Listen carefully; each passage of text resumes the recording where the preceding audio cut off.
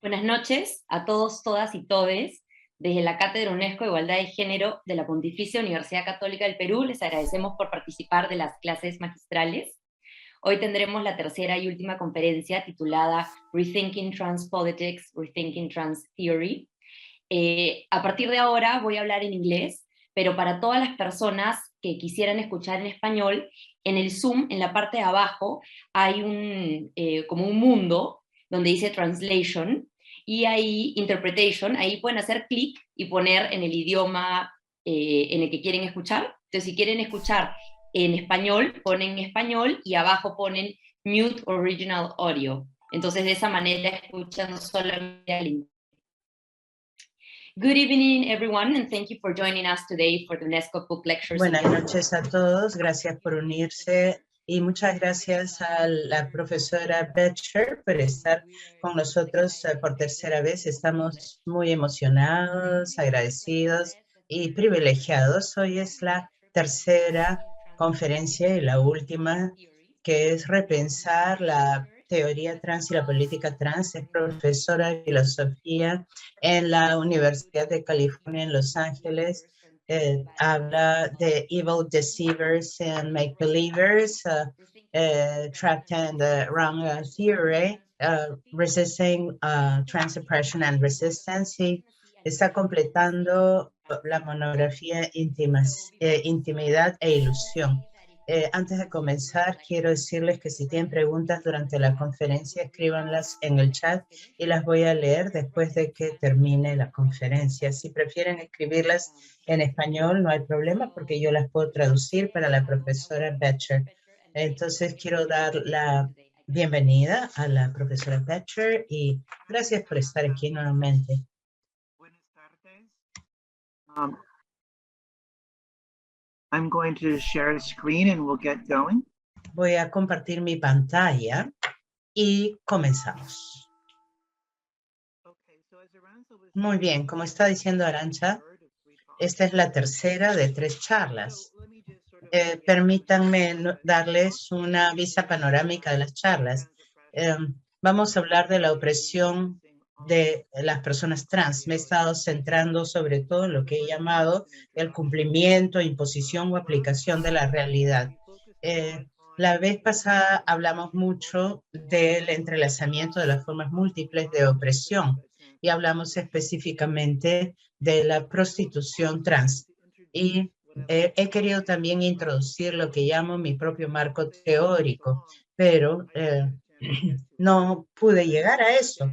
Entonces, lo que voy a hacer hoy es hablar del marco que estoy proponiendo y luego voy a hablar de algunas consecuencias para la teoría y la política trans. Entonces, primero, hoy día, vamos a hacer una breve revisión.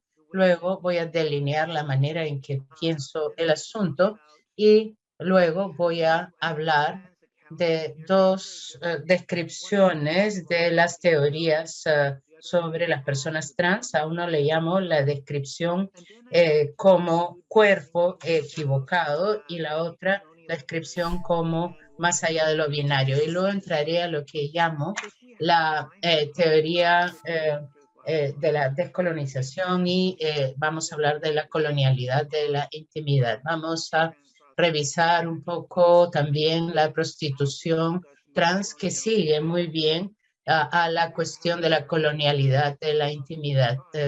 Temo que en base a cómo han ido las cosas, de repente no llegamos a esto.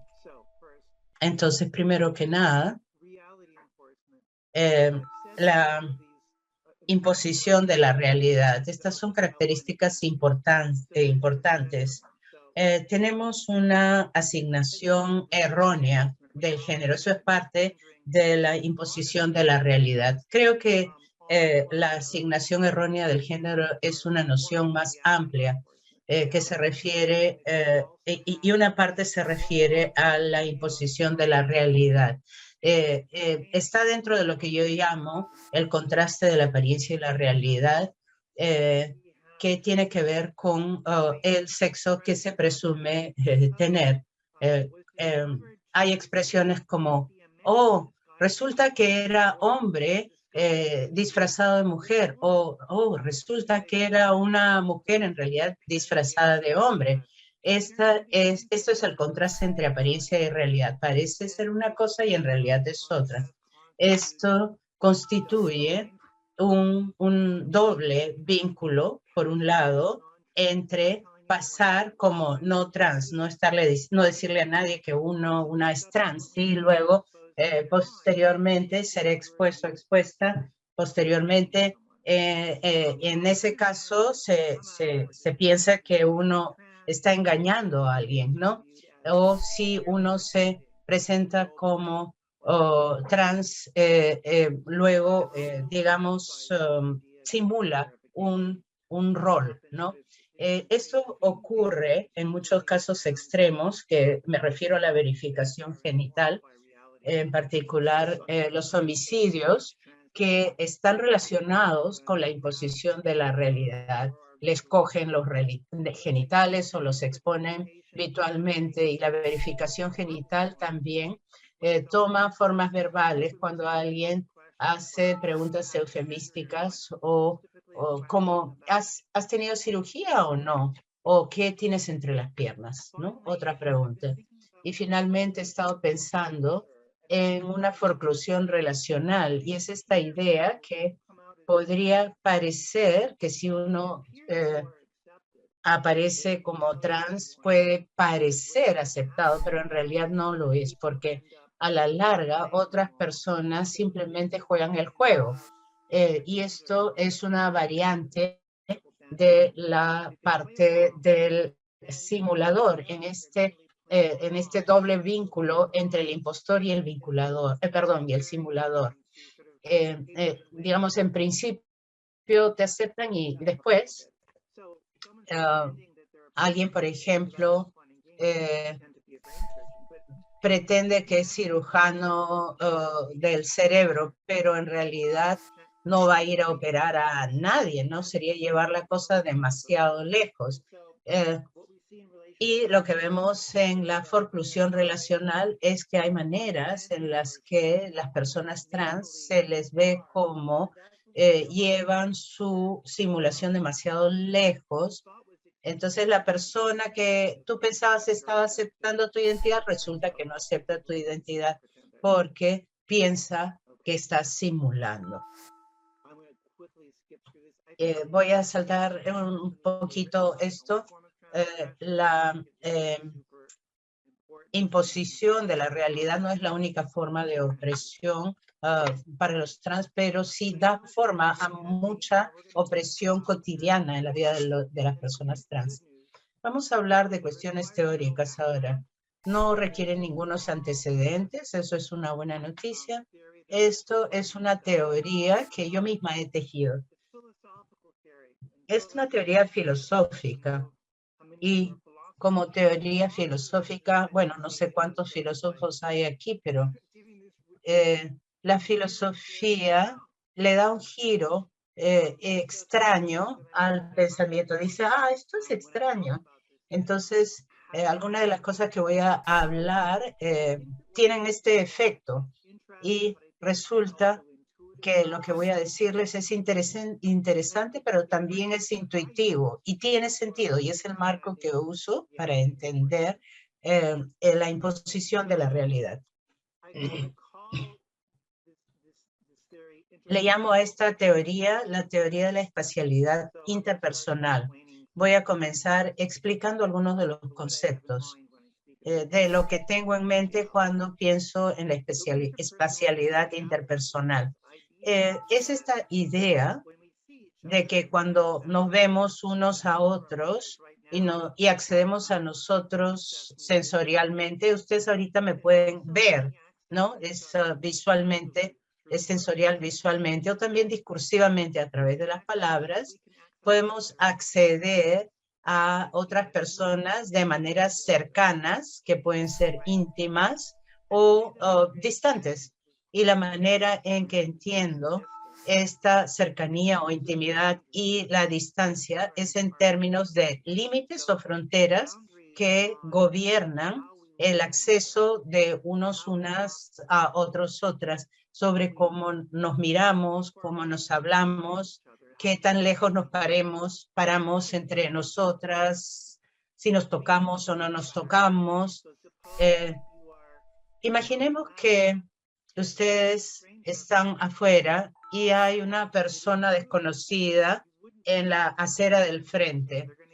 No van a mirarlos de frente porque se van a sentir incómodos. Hay límites. Si ustedes quieren mirar, digamos, detenidamente a un árbol, pueden hacerlo, pero las personas sienten que hay límites y dicen, no, no puedes mirar a un extraño de esta manera, o solo lo miras de reojo.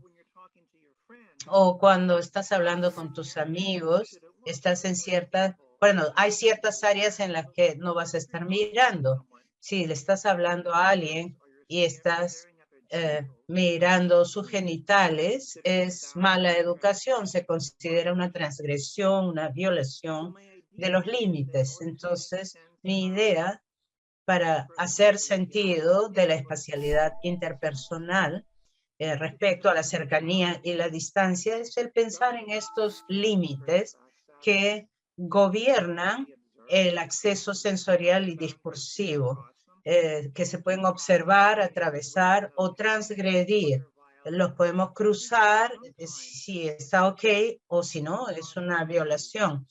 Cuando uno cruza un límite, a veces no está mal, y a veces cuando uno cruza un límite es aceptable, no es una violación. En esos casos, cuando se cruza, es intimidad, justamente, es este tipo de cercanía que se ve como buena y que ocurre entre dos personas.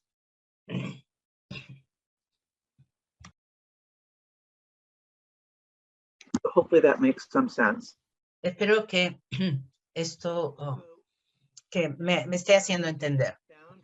Ahora, la única manera de pensar en estos límites de manera organizada, como en un recorrido de un tren, por ejemplo, y hablaré de esto en un sentido. Hay otras cosas que son como recorridos más pequeños a los que llamo franjas, como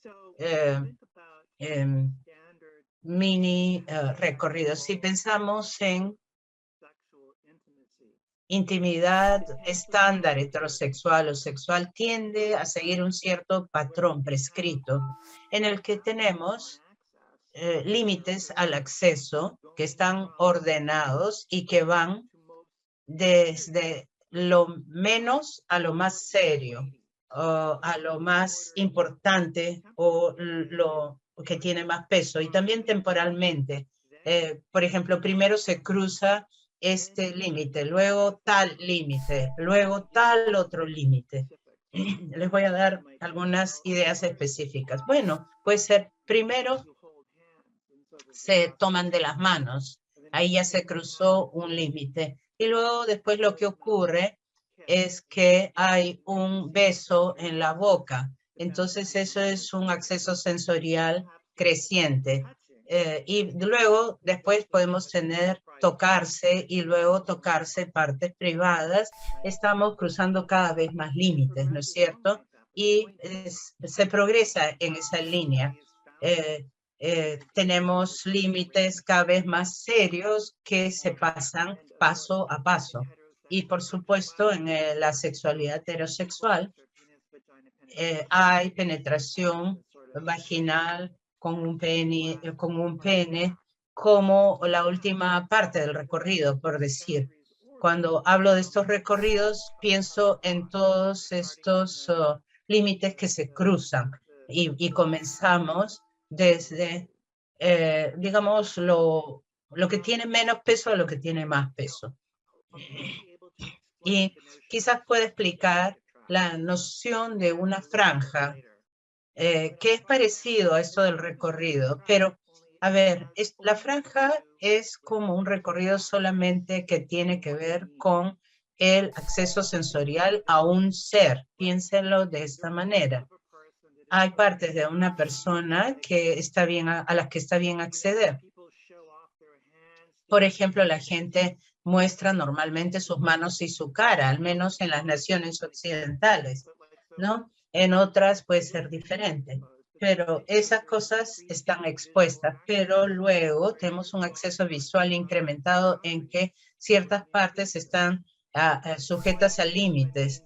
Y cuando me refiero a una franja, me refiero a que estos límites corresponden a solo una unidad del cero a un individuo específico. Hay personas que usan esta expresión objeto interpersonal básicamente para sugerir que pensamos en límites de acceso, y me gusta pensarlos a mí en términos de límites y franjas respecto a los individuos específicos. Yo sé que esto se ve bastante teórico, pero se va a volver bien específico. Quisiera mencionar que un detalle final crucial de este marco abstracto, y es que hay distintos sistemas de límites, distintas culturas los tienen, esto es obvio. Por ejemplo, en algunas culturas, la gente se acerca bastante, incluso si no se conoce entre sí. En otras culturas se besan en las mejillas, todo el mundo lo hace, es una manera de saludar, en otras culturas no. Entonces, depende. Esto varía ampliamente, pero la idea que voy a sugerir es que la intimidad y la distancia son ambas posibles debido a que tenemos algunos límites, debido a que hay un sistema u otro que hace lo que hace. No este sistema o ese sistema o cualquier sistema dado en particular es el sistema correcto. No, hay muchísimos sistemas. Sin embargo, lo que estoy diciendo es que para que tengamos intimidad, tiene que haber un sistema. Uno tiene que estar dentro de un sistema. Si uno no está dentro de un sistema, no podrá tener intimidad. Entonces, ahora voy a comenzar a hablar de un sistema específico y está muy expandido. Es tan general que abarca muchos sistemas diferentes y yo lo llamo el sistema FOLC de espacialidad interpersonal. En este sistema, el fenómeno de la desnudez es que se crea. Nos estamos volviendo más específicos. Ahora vamos a comenzar a hablar del fenómeno de la desnudez. Aquí se pone un poco raro, pero también interesante. Tendemos a pensar en la ropa. Estos artefactos que ponemos sobre nuestro cuerpo son claramente culturales, ¿no? Los hacemos nosotros, los inventamos nosotros. Y entonces es muy natural pensar que la desnudez no es cultural, que es natural.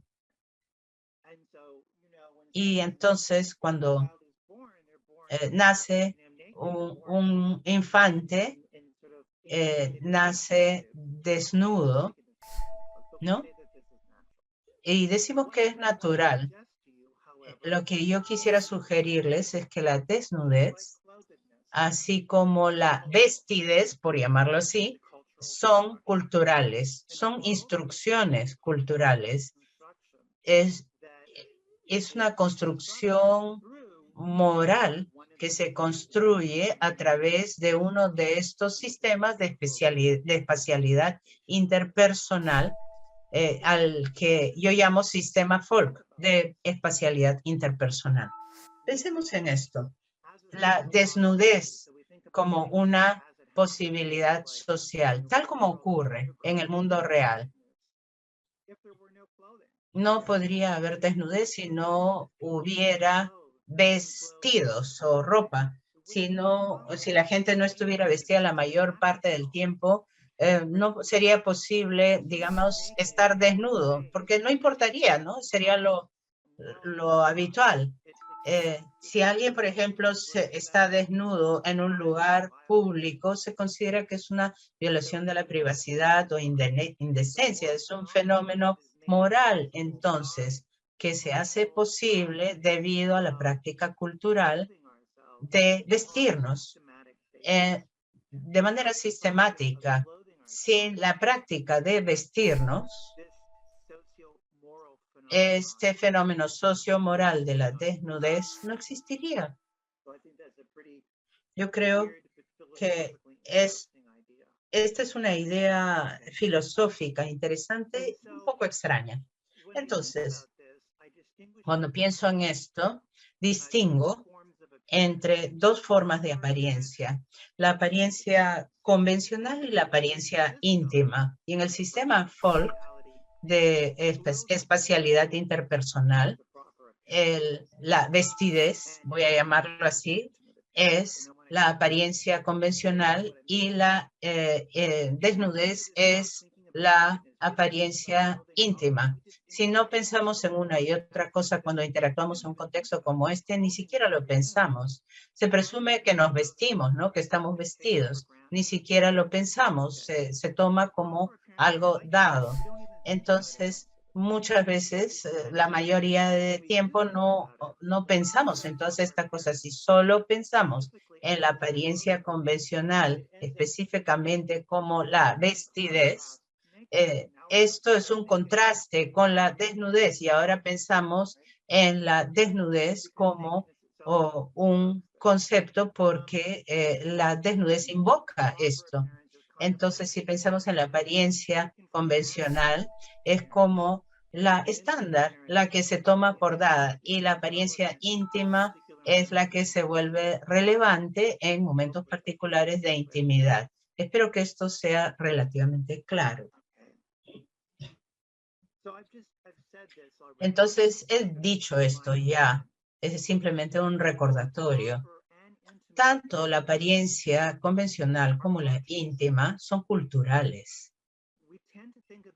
Tendemos a pensar en la apariencia íntima, en la desnudez, como previa a la cultura, pero no lo es.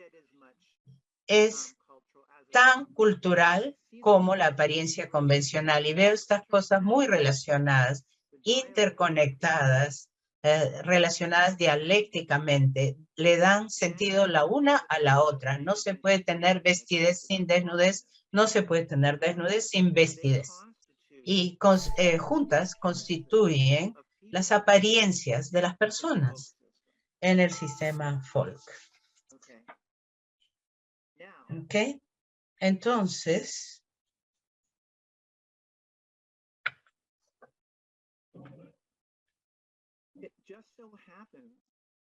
ocurre que hay dos tipos de apariencias íntimas y dos tipos de apariencias convencionales. Hay una diferenciación en términos de sexo, o lo que yo preferiría llamar sexo moral, porque estoy hablando de una diferenciación en la estructura de los límites o fronteras. Entonces, regresemos a la desnudez. Hay dos tipos de desnudez, la masculina y la femenina. No creo que necesite explicarles la diferencia, pero la femenina en términos de límites tiene una estructura compartida. Una mujer, por ejemplo, puede quitarse la parte superior o la parte inferior y ambas son relevantes moralmente. La primera expone los senos, la otra los genitales. Cuando pensamos en la desnudez de los hombres, no hay límites para la parte superior. No hay ningún problema con que muestren sus pezones, por ejemplo, ¿no? Pero no hay una infracción moral ni de la decencia, ni de la privacidad, de la misma manera que lo sería para una mujer que se saca la parte superior de la ropa. Entonces, eso es lo que quiero decir cuando hay dos tipos de desnudeces y hay otras complejidades fascinantes. Por ejemplo, ceteris paribus, imagínense a un hombre viendo a una mujer desnuda ella consideraría esto que es como una violación y se cubriría. Pero si un hombre se mostrara a una mujer como desnudo, ella cubriría sus ojos. Y nuevamente esto sería una infracción contra ella. En este caso, no por una violación de la privacidad, sino una ofensa a la decencia. Es interesante entonces que hay diferencias interactivas entre estas distintas formas de desnudez. ¿Ok? De manera similar, hay formas diferenciales de la apariencia convencional de lo masculino y lo femenino, simplemente sobre la base de cómo se ve.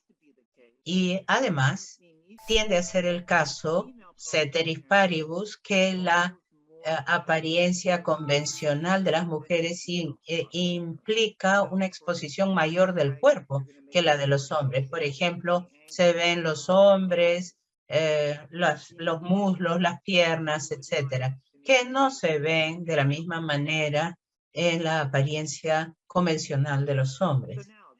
Entonces, esto nos regresa a la imposición de la realidad y lo que les dije. La razón por la que las personas trans se les ve como hombres disfrazados de mujeres o mujeres disfrazadas de hombres es porque vivimos en un sistema en el que la presentación del género comunica o representa el estatus genital. Ahora ya tengo una manera más formal y teórica de decir lo mismo, pero lo que quiero sugerir es que la apariencia convencional de los hombres, o sea, de masculina, comunica la apariencia íntima masculina y en el caso de la femenina es igual. Entonces esto fija las condiciones por las cuales cada uno de nosotros, nosotras, nosotres, es forzado a divulgar las estructuras íntimas de nuestro cuerpo todo el tiempo a través de la apariencia convencional. Y en este sistema, lo que no es así se ve como engañoso porque está desalineado con la apariencia, entre la apariencia convencional y la apariencia íntima. Entonces, este desalineación entre uno y otro se ve como un engaño, porque la apariencia convencional se toma como que comunica algo que en realidad es diferente. Espero que haya preguntas sobre esto y que lo hayan comprendido. Este es el marco en el que estoy trabajando. Ahora quería tomar dos de los puntos de vista más importantes cuando salí e hice mi transición. Y yo creo que mucha gente está familiarizado con este punto de vista de que las personas transexuales están atrapadas en un cuerpo equivocado. Por ejemplo, yo realmente soy una mujer, pero nací en el cuerpo de un hombre, o yo soy realmente un hombre, pero nací en el cuerpo de una mujer. Seguro han escuchado esto.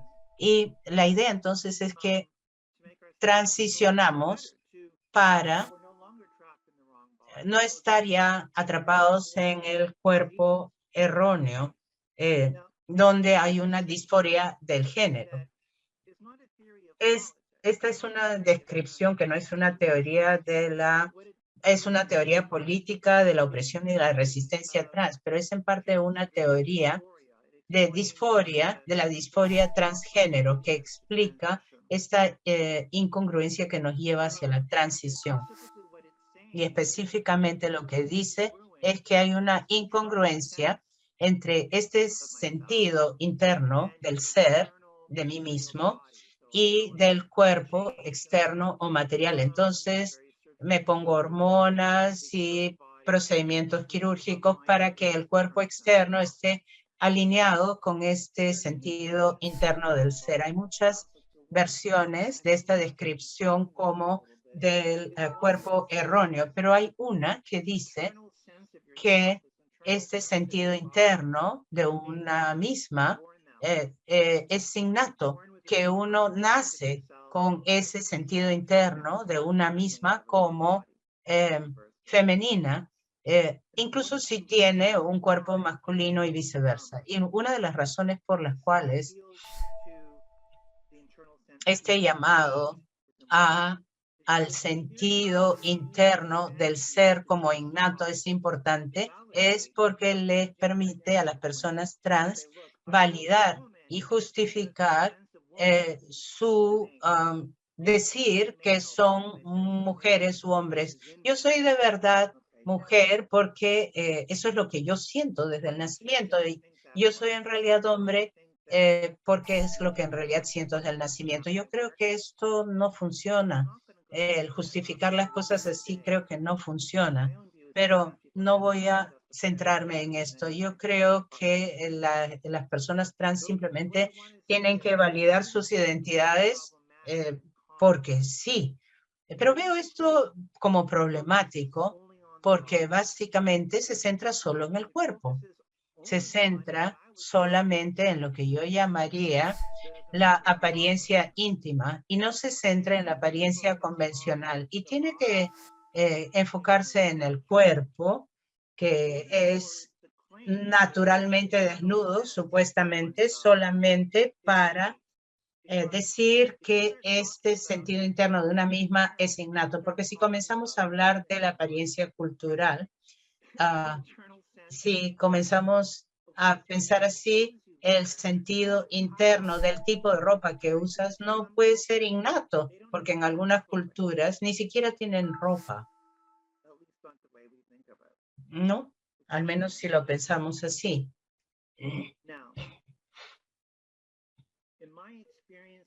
De acuerdo con mis experiencias en Los Ángeles, y hablo localmente, toda esta idea del transexual que cambia su cuerpo porque no puede hacer sentido con ese cuerpo.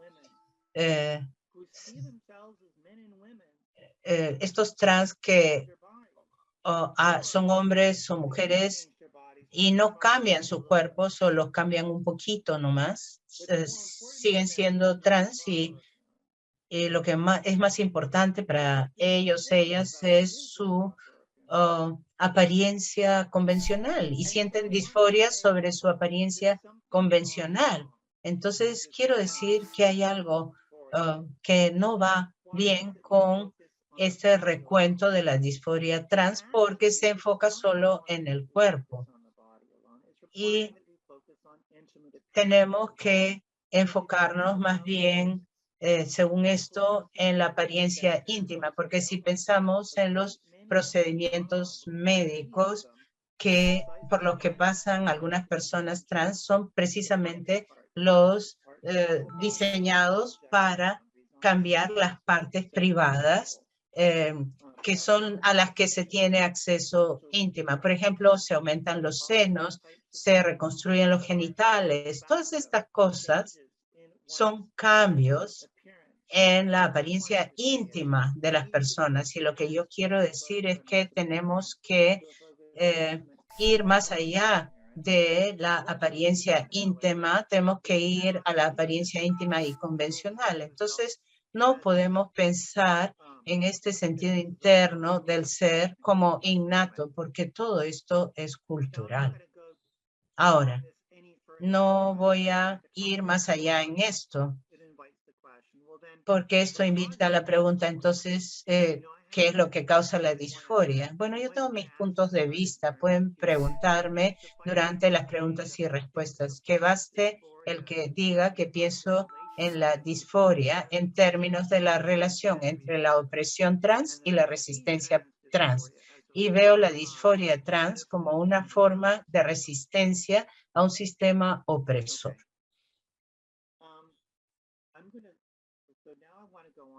Ahora quiero revisar un punto de vista más expresamente político. Esta es una teoría de la opresión trans. Yo me familiaricé con esto en los 90s y yo era joven y estaba transicionando en ese momento. Había una teoría de por qué las personas trans o cómo las personas trans son oprimidas. Y hay una teoría que dice, bueno, el problema es que vivimos en una cultura que nos fuerza a oposiciones binarias, una oposición binaria entre hombre y mujer, una oposición binaria entre masculino y femenino, una oposición binaria entre masculino y femenino, o macho y hembra. Y el problema es que las personas trans están fuera de lo binario. Y debido a que las personas están fuera de lo binario, porque estamos más allá de lo binario, se nos oprime con un sistema que nos dice, tiene que ser binario, tienes que ser uno o lo otro. Y no puedes ser ambas cosas, y no puedes estar en el medio, y no puedes moverte del uno al otro. Esa era la teoría de la opresión. Yo creo que está siendo aceptada mucho hoy en día, tan aceptada que la idea de sugerir que esta no es una buena descripción de la opresión trans dejaría a las personas perplejas. Pero yo creo que no es adecuada y quiero explicarles un poquito por qué. Primero que nada, creo que también abona en la asignación errónea del género. Yo me veo como mujer y no me veo como fuera de lo binario. No me veo como en el medio. Me veo como una mujer, aunque soy una mujer trans. No soy la única persona trans que se siente así. Pero esta opresión dice que yo estoy equivocada, que estoy confundida, porque están oprimidos, porque están fuera de lo binario o están más allá de lo binario y la imposición de lo binario es el problema. La asignación errónea del género es el problema. Y en la opresión, en esta cosa entre la opresión y la resistencia, una teoría como esta, que abona en la opresión, no puede ser una buena teoría y tampoco pienso que esté equipada para explicar el fenómeno de la imposición de la realidad. No creo que sea adecuada. Pienso que necesitamos algo más. Entonces hay versiones diferentes del más allá de lo binario. Y les voy a hablar de esto. Uno dice, mira, tenemos estas dos categorías, ¿ok?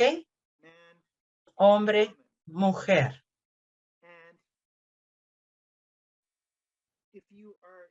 Y no, si no estás en ninguna de estas dos categorías, si estás en el medio, vas a ser sujeta a acoso y discriminación. Eso no explica situaciones en las que una mujer trans, a una mujer trans se la ve realmente como un hombre disfrazado como mujer. Eso no tiene nada que ver con estar fuera de lo binario. Son dos oposiciones, la realidad y la apariencia, y ambas están situadas en lo binario.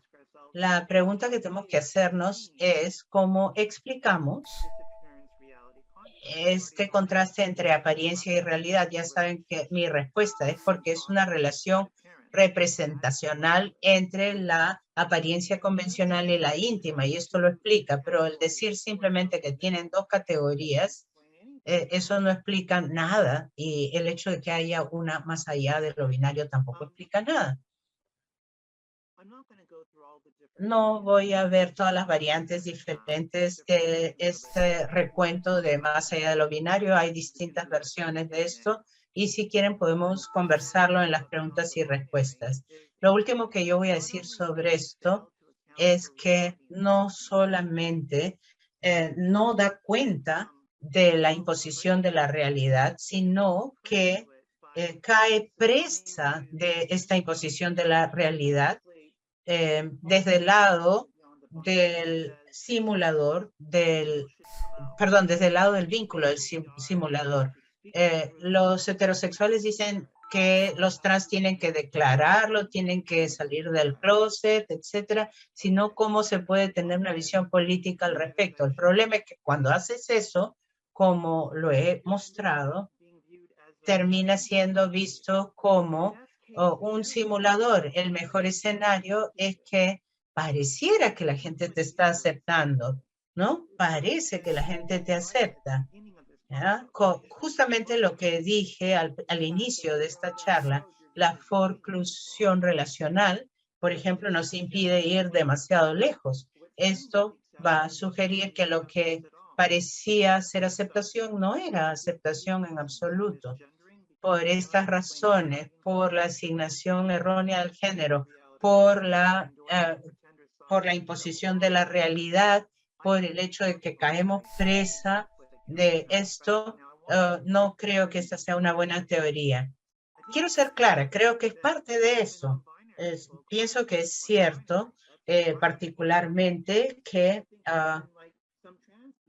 incluso algunas personas trans se sienten oprimidas por lo que está más allá de lo binario, pero quiero sugerirles que eso no es suficiente. Necesitamos un recuento más profundo de la opresión, que vaya más allá de esto. Y al pensar en la relación entre apariencia convencional e íntima, la relación comunicativa nos permite entender de alguna manera al menos este fenómeno de la imposición de la realidad. En la última parte de esta charla, lo que yo quisiera hacer es poner las teorías que he estado tejiendo en una conversación con la teoría feminista decolonial. Básicamente, la de María Lugones, y estoy muy influenciada por su trabajo y la cito mucho. Quiero mostrarles algunas ideas básicas de su trabajo y sus puntos de vista respecto de lo que ella llama la colonialidad del género. Tengo una cita aquí.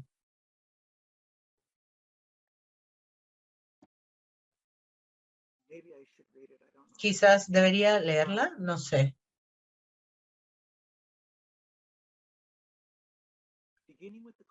Al inicio de la colonización de las Américas y del Caribe, se impuso una distinción entre humano y no humano que era jerárquica y dicotómica en los colonizados al servicio del hombre occidental. Fue acompañada de otras distinciones jerárquicas dicotómicas, entre ellas esa distinción entre hombres y mujeres. Esta distinción se hizo una marca de lo humano y una marca de la civilización. Solo los civilizados son hombres o mujeres. Las personas, los pueblos indígenas de las Américas y los africanos esclavizados fueron clasificados como no humanos en especie, como animales, incontrolables sexualmente y salvajes. Quiero desempacar esto un poquito. Sus teorías son bastante complicadas, pero de otras maneras creo que podemos entender las ideas principales dentro de esto. De acuerdo con Lugones,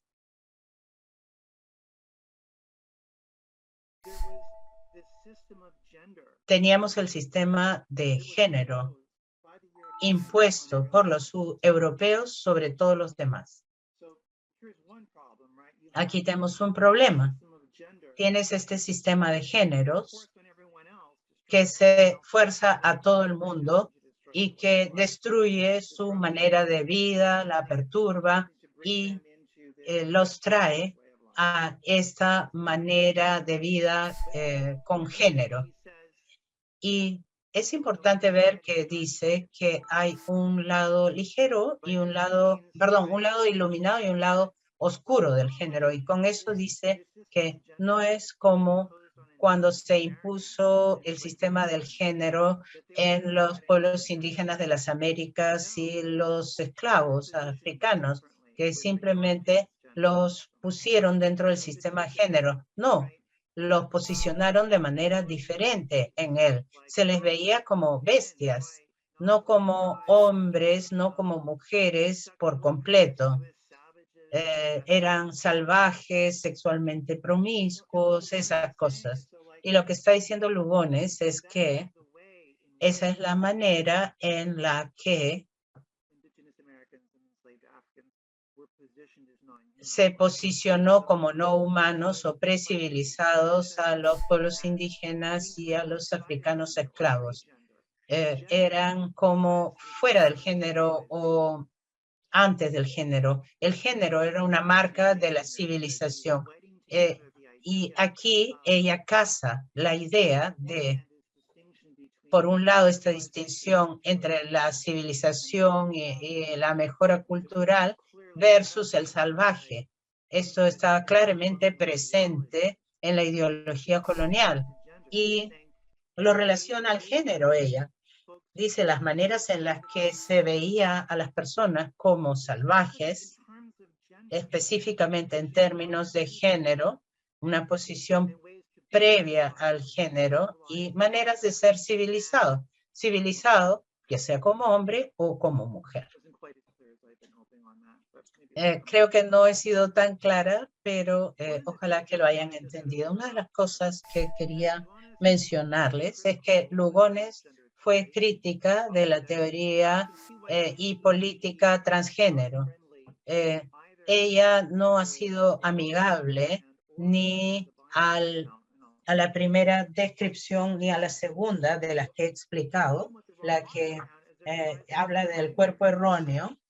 Con respecto a lo más allá de lo binario, que dice que la mujer está atrapada dentro del cuerpo de un hombre y viceversa. Ella dice que estas categorías, hombre y mujer, son imposiciones culturales coloniales, de acuerdo con su teoría de la colonialidad del género. Entonces, es como tomar las cosas por dadas. Ella dice, no, esto nos lo han impuesto. Y también se preocupa por el segundo recuento, dice más allá de lo binario. Dice, ok, ya, bacán.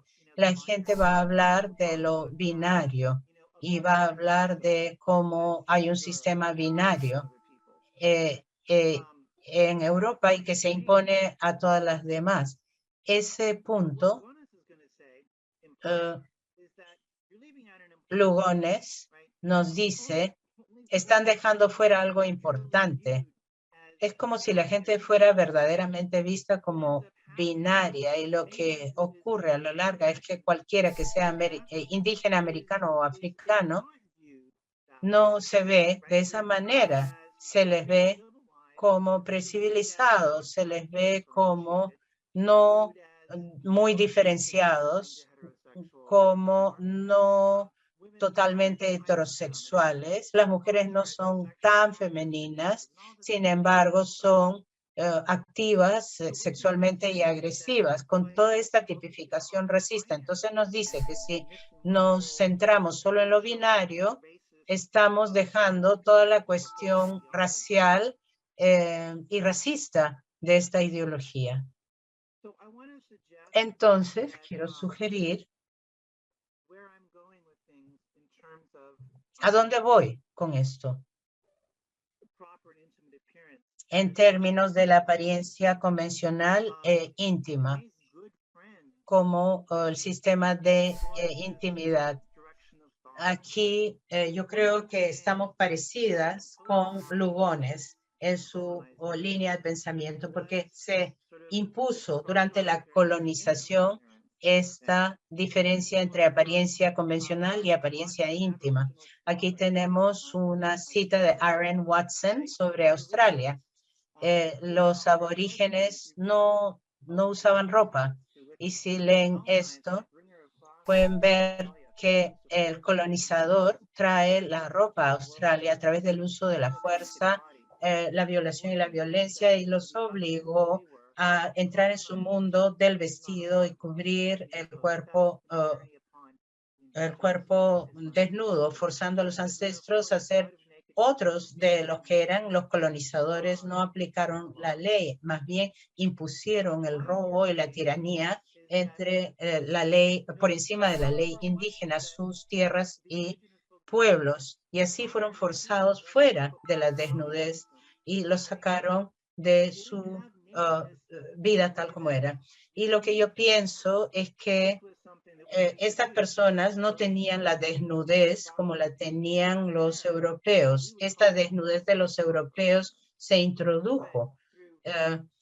Para ellos la desnudez era la apariencia convencional, pero cuando se introdujo el sistema colonial, no se la vio como la convencional, sino como la desnudez.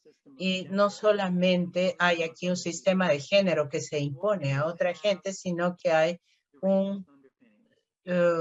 estos fundamentos racistas. Y es justamente esa la manera en la que pienso. Hay maneras muy claras en que la vestidez ha sido asociado con el avance cultural y la desnudez ha sido asociada con la bestialidad. Esto es lo primerito que notó Cristóbal Colón en sus diarios del primer viaje. Percibió así la desnudez de la gente indígena. Y además parece que los europeos veían cualquier sistema de adorno o lo que fuera como que no tenían nada que ver con la desnudez, ni como adorno a la desnudez. Entonces tienen esta idea de avance cultural y bestialidad. Pero también quiero sugerir, y esto se hace más específico cuando lo pensamos en términos de género, quiero regresar a hablar de lo que dije la vez pasada. Mi experiencia con el trabajo, con el Departamento de Policía de Los Ángeles para los problemas de cómo hacían el cateo de las personas trans. Había muchas preocupaciones alrededor de las mujeres trans. Perdón, la violación a las mujeres trans. Y me parece que la motivación, la justificación oculta para la segregación sexual era precisamente para proteger a las hembras no trans de la violación. Y si pensamos en esta idea de la vestidez, la pensamos en términos de prevención de la violación. Y podemos pensarlo en maneras de la retórica de culpar a la víctima.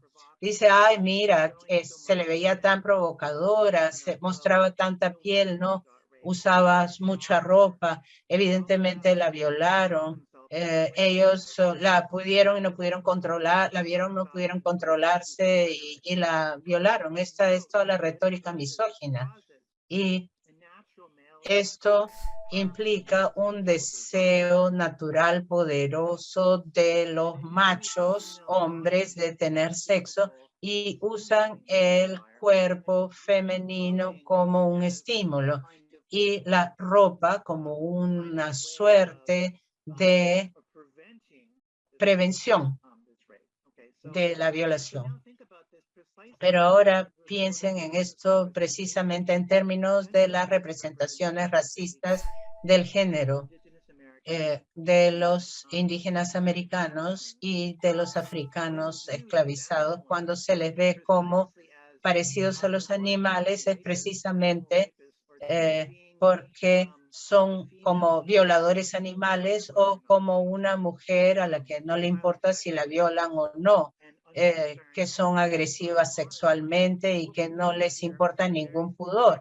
Y aquí estamos obteniendo verdades, entre comillas, sumamente racistas y muy conectadas con la desnudez y la vestidez, y vemos cómo esto está muy conectado con cuestiones culturales. Y mi punto es que hay una manera en que la teoría que estoy desarrollando encaja bien, dialoga con el feminismo decolonial que está tratando de desarrollar Lugones.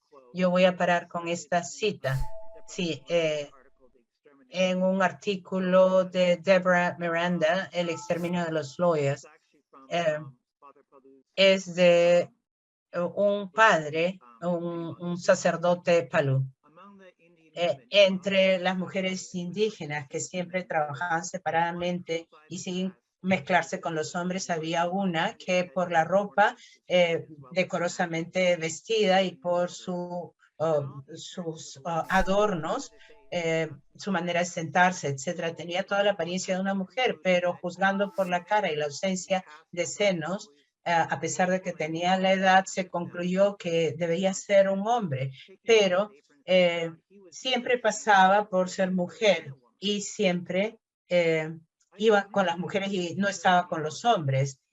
Cuando le quitamos la ropa, cuando se le quitó la ropa, encontraron que estaba más avergonzada que si hubiera sido realmente una mujer. ¿Qué está ocurriendo aquí? No es como si esta persona,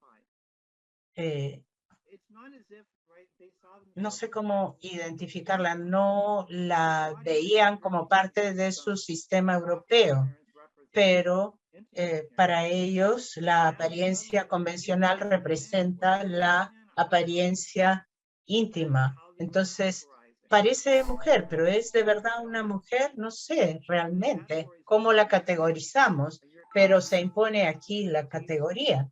Y entonces pueden ver claramente el intento de destruir un sistema de espacialidad interpersonal existente, y también pueden ver las maneras en las que esta persona a la que se fuerza a este sistema europeo nunca va a poder verse propiamente como legítima, porque siempre se la va a ver como precultural, siempre se la va a ver como capaz de algún tipo de falta de civilización. Y es interesante que si ustedes se fijan, las preocupaciones de los misioneros era que esta persona estaba entre las mujeres y estaban preocupados de que esta persona fuera un predador sexual y que por eso estaba con las mujeres vestido como mujer. Y entonces hay este llamado a esta preocupación sobre la violencia sexual contra las mujeres. Y aquí vemos que a esta persona se le fuerza a lo que es claramente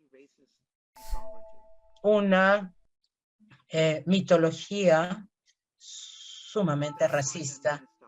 Y con eso paro. Muchas gracias, Talia. Vamos a comenzar con las preguntas y respuestas. Voy a leer la primera pregunta. Si alguien tiene otras preguntas, por favor, escríbanlas en el chat. La primera es de Becca. Dice, muchas gracias por tu presentación. Estoy trabajando en bioética y actualmente pienso en los términos género en medicina. Uso tu recuento para pensar en la recolección de datos sobre género. ¿Qué piensas sobre género asignado al nacimiento y sexo asignado al nacimiento y la relación de eso con la imposición de la realidad? Es una buena pregunta. Sí, me doy cuenta de que lo es. Yo creo que es mejor que la imposición de la realidad, porque no estás diciendo que la persona es masculina o femenina. Estás identificando lo que le ocurrió culturalmente. Entonces, es sobre la cultura y no sobre ellos. Entonces, pienso que frente a eso, se evade las preocupaciones sobre la imposición de la realidad. Cuando se recolecta datos y se pide a alguien que se identifique y se identifica como asignada o asignado como hombre, o perdón, como masculino o femenino al nacimiento, en el nacimiento existe el riesgo de que esto se utilice contra ellos y que se lea de tal manera que se convierta en una imposición de la realidad, porque alguien puede tomar eso y decir, entonces eres realmente un hombre o, eres realmente una mujer. Más aún, esa información proporciona una manera de permitir a la gente que lo sepa o que haga supuestos sobre la persona, sobre el estatus original de sus genitales. Entonces les provee información con ese eufemismo. Espero que eso es lo que esté en tu pregunta. ¿Tienes un comentario o seguimiento después de que la profesora Betcher responda? Yo puedo ponerlo en el chat y lo vuelvo a leer. Katie dice, muchas gracias, profesora Betcher. Quisiera escuchar mucho más de cómo entiende usted la disforia de género. Ok, primero que nada, y gracias por la pregunta. Actualmente estoy trabajando los detalles de esto, pero permítanme decir esto. En realidad, yo no acepto este recuento de la incongruencia y dije que prefería la cuestión de apariencia convencional versus apariencia íntima. Si yo fuera a hablar de todas mis teorías de espacialidad interpersonal, también hablaría de sentimientos interpersonales que conectan estos límites. Uno se abre a otro. Cuando uno se hace disponible a otro, uno se siente vulnerable. A veces la vulnerabilidad es buena cuando lo elegimos. A veces es mala cuando es forzada. O a veces comienza bien, una es vulnerable, pero la persona te avergüenza y entonces se convierte en mala. Entonces, pienso que hay muchos sentimientos complicados de este tipo en torno a la vulnerabilidad en diversas formas. Y en contraste con la vulnerabilidad, yo diría la dignidad o un sentido de autocontención. Uno no quiere ser vulnerable expresamente. Para mí es muy diferente cuando me pongo las botas o cuando me pongo sandalias. Las botas me hacen sentir no vulnerable y las sandalias viceversa. Entonces, cuando tenemos estos sentimientos, pensamos en la disforia de género y en la relación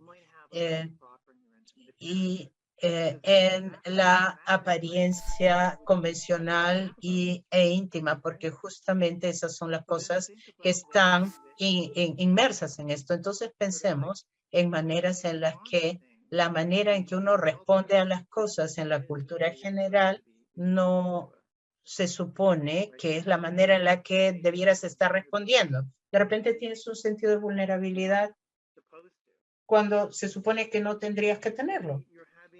O de repente estás teniendo un sentido de una incapacidad incompleta de experimentar la vulnerabilidad cuando quieres experimentarla.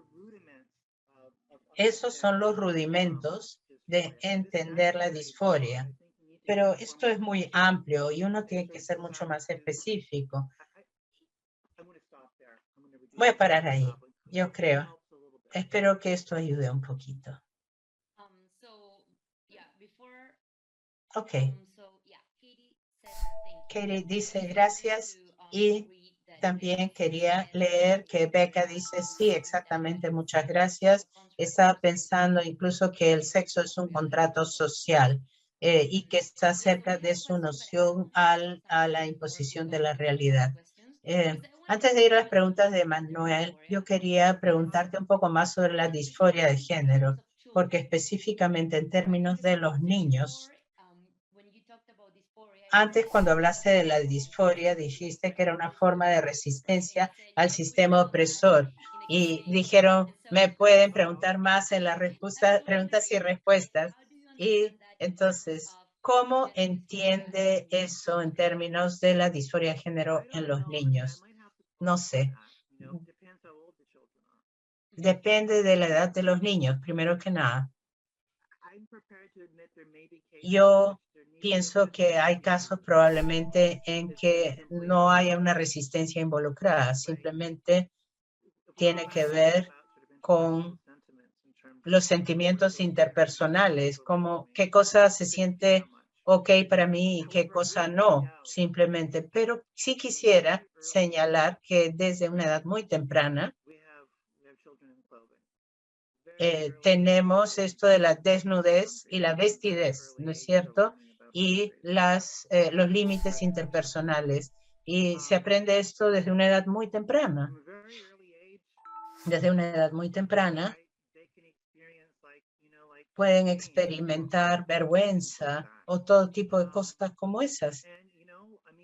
Y va a haber abusos también y cosas así. Y lo que estoy tratando de sugerir es que no pienso que los niños estén exentos de esas cosas. Y si es así, entonces sí podría ser una forma de resistencia a un sistema opresor. Ok, pero no lo sería por sus acciones, sino por cómo interpretamos sus acciones, ¿correcto? Bueno, para mí la resistencia es que si hacemos algo a alguien que los daña, los hace sentir mal, ellos resisten. Y principalmente esto comienza con el afecto resistente. A veces es todo lo que tenemos, no tenemos nada más. Alguien te hiere y dices, fuck you, ¿no? Vete a la mierda. Eso es un tipo de resistencia, ¿no? Al menos hiciste algo para defender tu dignidad. Si estamos de acuerdo en que todo el sistema de género dentro del sistema folk es opresor, ¿por qué no podríamos pensarlo en términos de afectos que resisten? Apenas los niños están comenzando a formar sentimientos interpersonales relevantes.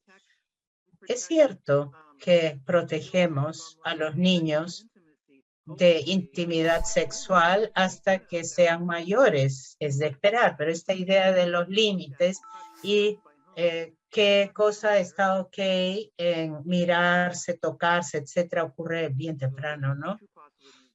Aquí, estas son dos cosas que podría decirte. ¿Te convenzo o no? Yo creo que es bastante interesante.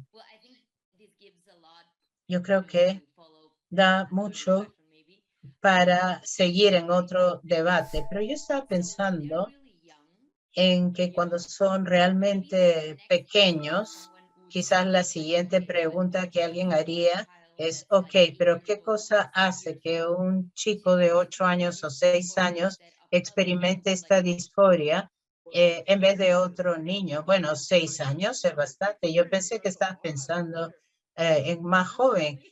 A los 6 años ya pasó mucha agua bajo el puente. Sí, claro que sí, Dios mío. Porque ya usan vasenica o van al water, ¿no?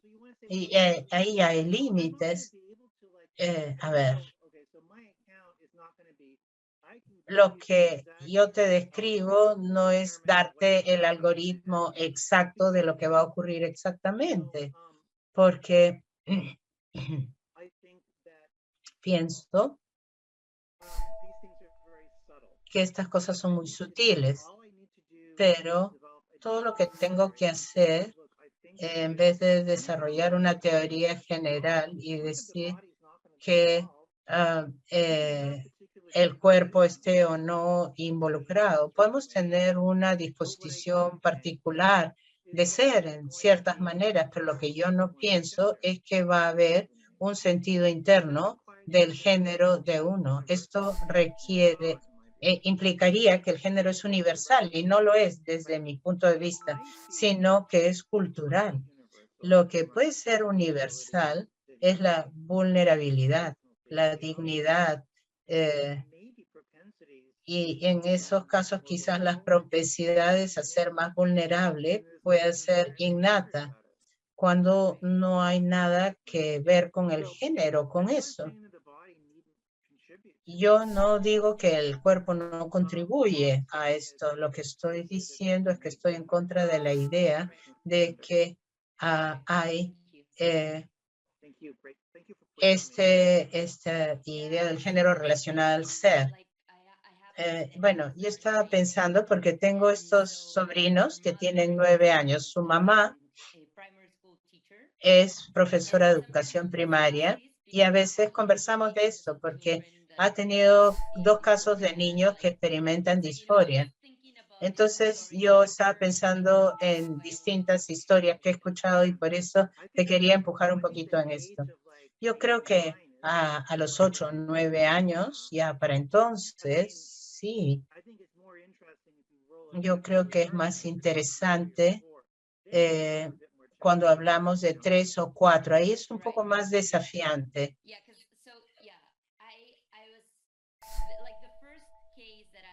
El primer caso que ella compartió conmigo era de alguien que tenía como 4 o 5 y el otro caso era de alguien que tenía 9. Pero sí, es bien útil, así es que muchas gracias.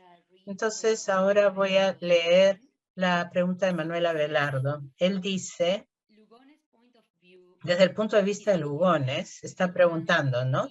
El ser trans sería ser un género más, ¿no?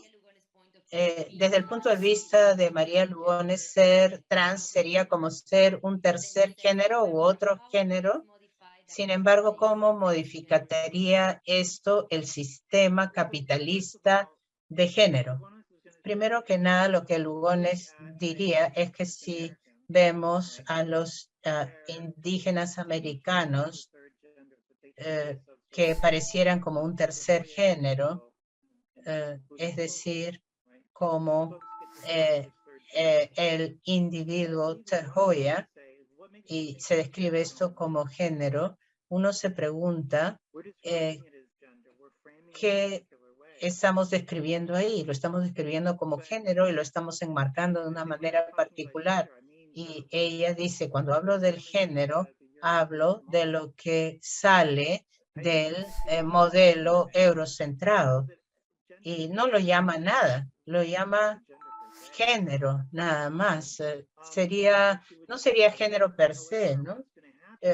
La que va a decir es que lo que va a ocurrir es que una manera particular de vida va a intentarse erradicar y verse desde un punto de vista eurocentrista y se va a ver como un comportamiento desviado del sexo o del género. Y va a haber una tendencia a reparar, digamos, a esta gente para que haga las cosas bien, pero también van a pensar que como no son europeos, nunca lo van a hacer bien, nunca van a estar a la altura. Y ahora tenemos a Gloria Montserrat.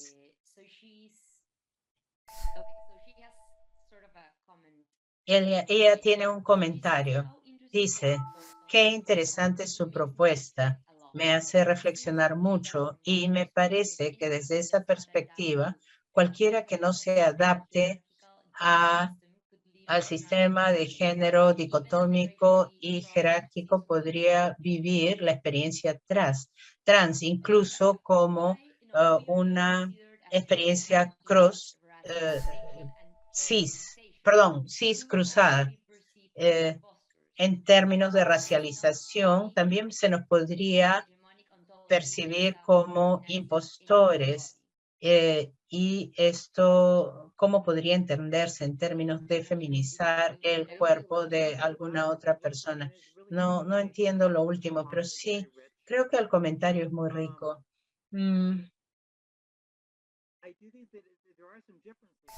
Creo que hay algunas diferencias expuestas ahí, ¿no? Porque si no se te ve como una mujer real o como una premujer, hay una expectativa de que sean mujeres, de que traten de ser mujeres, de que encajen. Pero siempre van a fallar, ¿no? Mientras que en el caso de los trans es, mira, no deberías estar haciendo esto, eres un hombre, no hagas esto. Hay en muchas formulaciones del racismo, hay este oxímoron.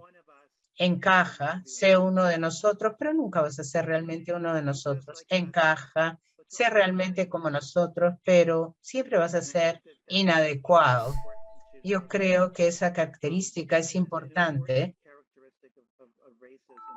del racismo, que no siempre está presente en la imposición de la realidad, aunque puede estarlo, en caso haya un entrelazamiento del racismo y la imposición de la realidad. Gracias, Presto. Gracias. Gloria, si tienes algo más que decir, puedes ponerlo en el chat y lo voy a leer en voz alta. Que yo quería preguntarle otra cosa mientras otras personas escriben sus preguntas. Quería preguntarle sobre la decolonialidad del género y su propia descripción. Cuando usted habla de su propia descripción y la diferencia entre apariencia convencional y apariencia íntima, lo pienso en términos en que podemos resistir a ese modelo. La forma en que te vistes es la presentación convencional de la apariencia íntima, se supone, ¿no? Entonces, ¿en dónde entra el movimiento queer en tu teoría? Porque si lo entiendo bien, parte de ser queer, o al menos parte del movimiento queer, es no presentarse a sí mismos como mujeres u hombres, como se presentarían las mujeres o los hombres. O sea que tu apariencia íntima no sería obvia porque tu apariencia convencional es disruptiva. Muy interesante esta pregunta. Yo creo que la manera en que yo entendería esto es en términos de mundos alternativos, en términos de lugones o en términos de sistemas alternativos de espacialidad interpersonal. Creo que lo que lo que se ve en las comunidades queer, en las culturas queer, son maneras diferentes de obtener intimidad. Y en los espacios queer, que son espacios trans, el sistema dominante ya se rompió, ya ha sido subvertido.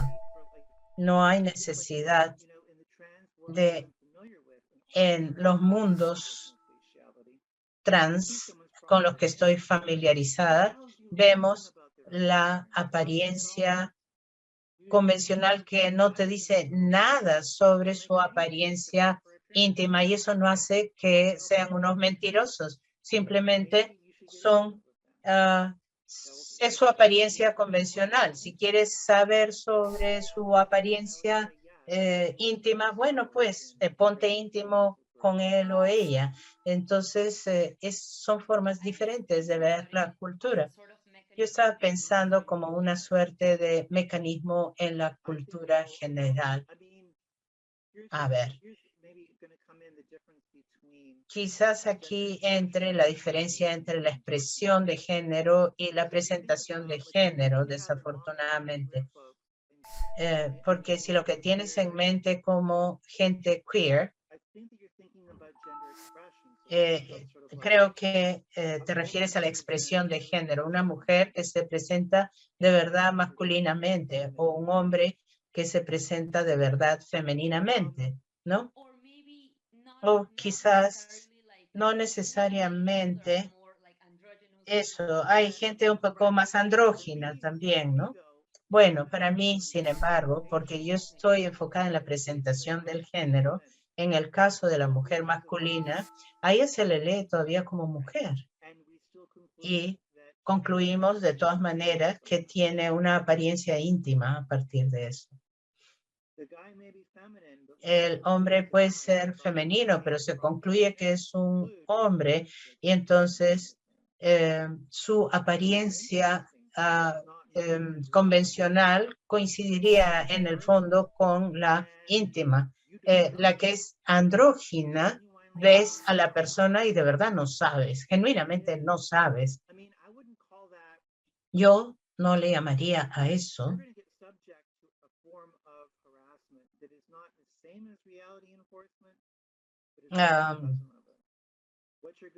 una cuestión de acoso. ¿Qué es lo que obtiene esa persona? Le van a preguntar una y otra vez, ¿qué eres? ¿Qué eres? ¿Qué eres?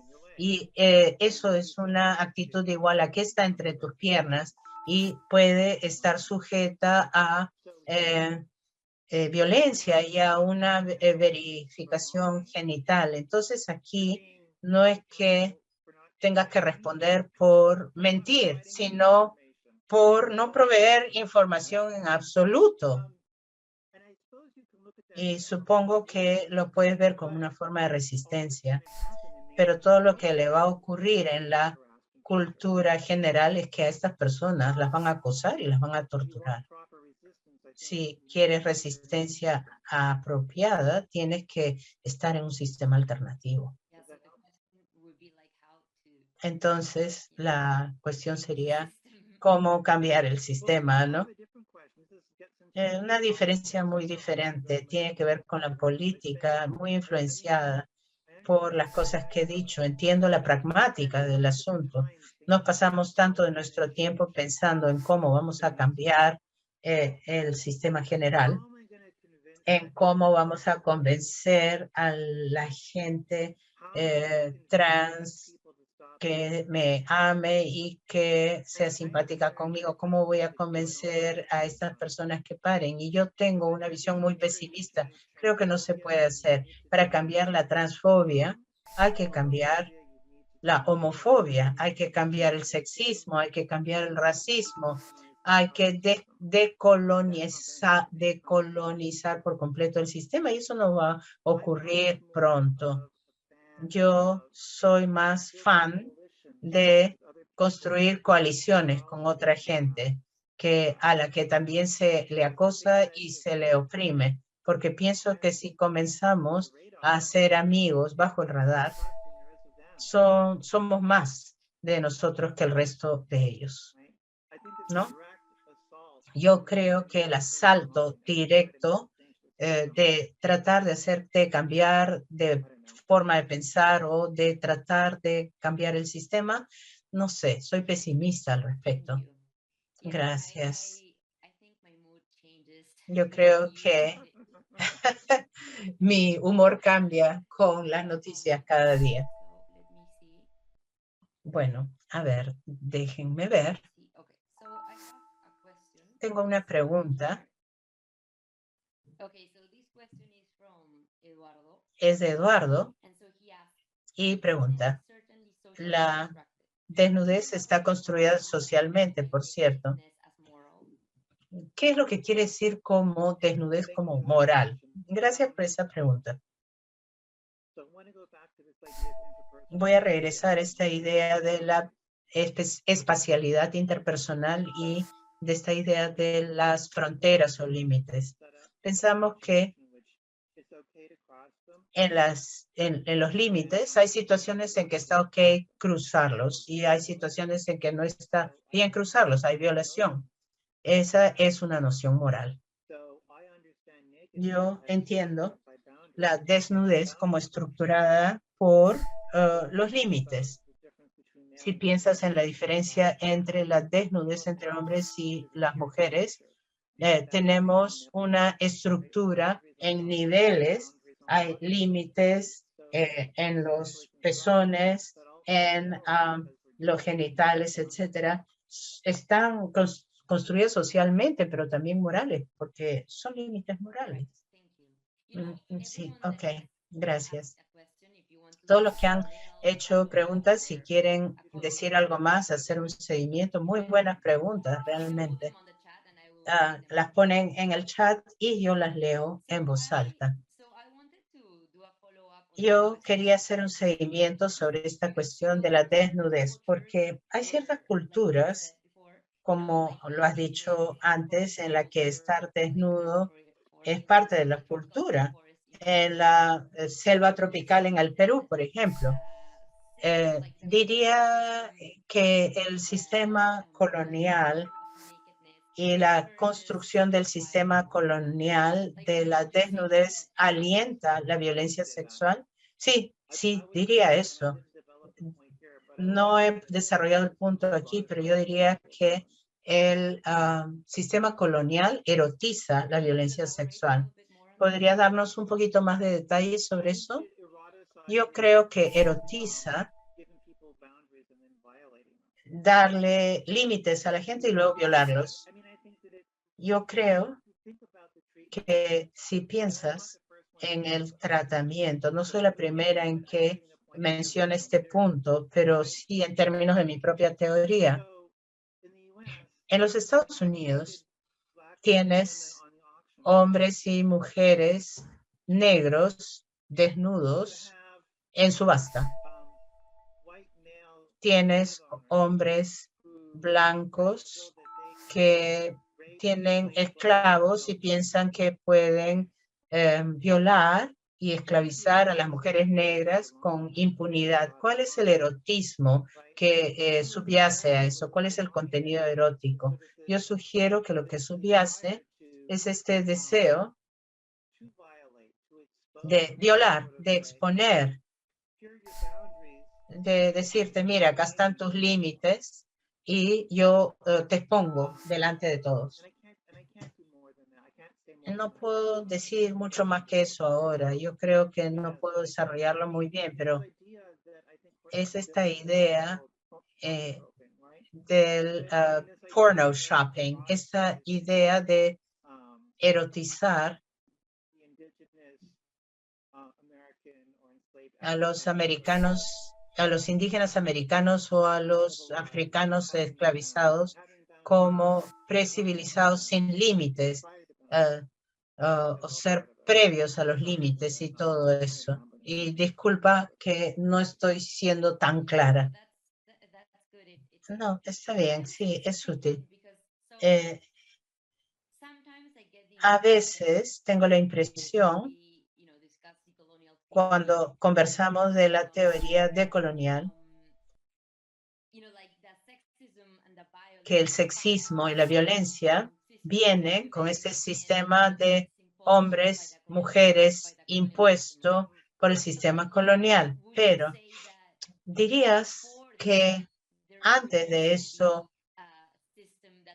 había un sistema quizás no basado en hombres y mujeres, pero que también categoriza ciertos cuerpos en ciertas maneras. Sí, sí, por cierto, y podía ser violento y malo, ¿no? Y que promovería la violencia. No estoy diciendo que el único sistema malo es el sistema colonial. Hay otros sistemas violentos también, ¿no?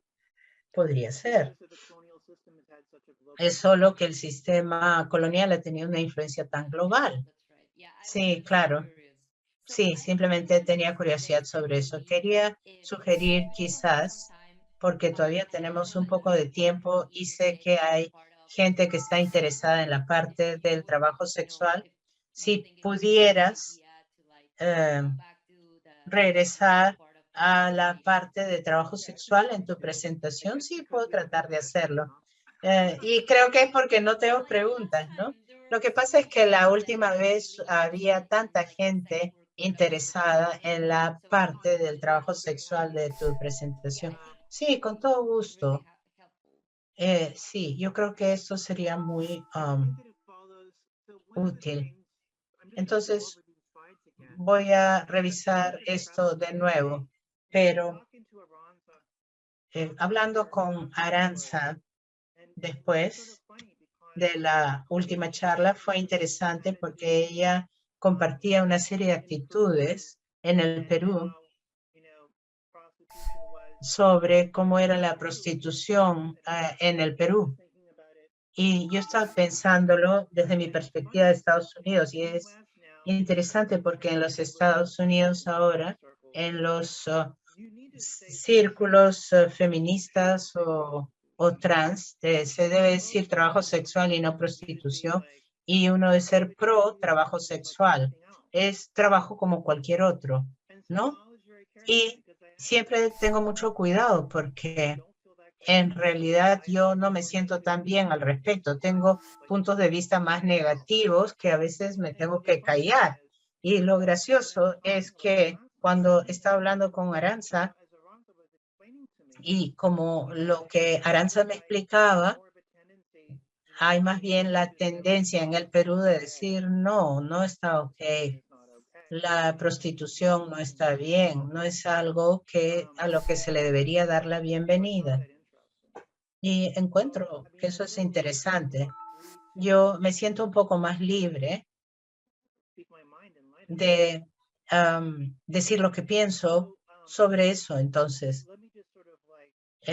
quisiera regresar a la decolonialidad del género, perdón, a la colonialidad del género. María Lugones se basa en el trabajo de Aníbal Quijano, que desarrolló mucho este trabajo de la colonialidad del poder. Y una de las cosas que él menciona es que cuando uno no piensa en la colonización racista, cuando pensamos en economía, solo pensamos en trabajo asalariado, pero cuando pensamos en el trabajo y la economía del lado luminoso y del lado oscuro, pensamos en la esclavización y pensamos en la servidumbre y pensamos en todo tipo de otras cosas en las que se explota a los trabajadores o incluso se los extorsiona. Y eso no se condice con un modelo de empleo para nada. Entonces, me inclino a pensar, pienso que la prostitución y el trabajo sexual es bien general, pero pienso que la prostitución trans específicamente es mucho de este tipo. Creo que puedo argumentar que es mano de obra explotada, que no necesariamente cae dentro de esta descripción de un trabajo como cualquier otro. Es más bien como violencia sexual que se compensa con algo de dinero o comida o drogas. Y estaba interesada en pensar en que las maneras en que esto se configura para formar un sistema completo es que las cosas funcionan juntas, aunque parece que funcionarán separadas. Entonces, estaba hablando en que primero que nada tenemos que pensar en el suministro, de dónde obtenemos la mano de obra y la demanda, quién está demandándolo y qué está demandando. ¿Cuál es el servicio que se está proveyendo, ¿no? O cuál es el producto? Y se habla de maneras en las que el suministro se genera a través de varias formas de forzamiento de la realidad. Por ejemplo, te patean por ser un hombre aunque te vistes como mujer. No puedes encontrar ningún trabajo decente porque eres trans. No puedes lograr oportunidades educativas. Todas estas cosas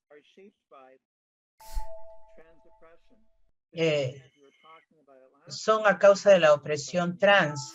Y cuando hablamos de las opresiones que se entrelazan, también por la opresión racista y otras formas de opresión. Y una de las maneras en las que el suministro se mantiene distintivamente en Estados Unidos para las mujeres trans es que en otros casos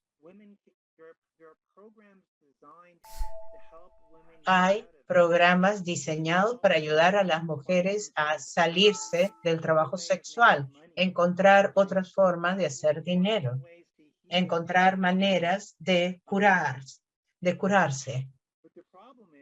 El problema es que hay muy pocos programas para las mujeres trans y la razón es que los programas para las mujeres no incluyen a las personas trans, a las mujeres trans, porque las ven como hombres y piensan que van a violar a las mujeres, lo mismo que les he estado diciendo todo este tiempo. Entonces, ¿qué significa? No solo estás generando un suministro, sino que tienes el mismo derecho de salirte como algunas personas no trans pueden hacerlo. Entonces, en términos de la demanda, una cosa que está diciendo la vez pasada es, ¿qué es lo que se está vendiendo, presumiblemente? Algún tipo de experiencia erótica. Y en el caso de ver a una mujer trans específicamente, para ver una mujer trans, hay un erotismo específico interesado en esta línea. Si no, no buscarías a una mujer trans. ¿Por qué vas a la mujer trans? ¿Cuál es este erotismo que buscas? Y hay distintas fantasías que quieres mostrar. Por ejemplo, que parte del erotismo puede estar involucrado con tener sexo con un hombre feminizado. Entonces vas a ver que esa fantasía erótica desde la perspectiva de una mujer trans es que ella no se ve como hombre ni como un hombre feminizado. Eso va a ser una fantasía que la invalide. Sin embargo, no tiene elección, tiene pocas opciones y tiene que ganarse la vida. Entonces va a jugar el juego, que puede ser una experiencia poco placentera. Y tengo una amiga cercana que está muy metida en la prostitución trans y ella ha tenido muchas experiencias negativas de este tipo. De cualquier manera, hay mucho más fantasías eróticas que son específicas a esto. La idea es que vas a un erotismo que concierne específicamente a las mujeres trans y va a involucrar esta invalidación adicional.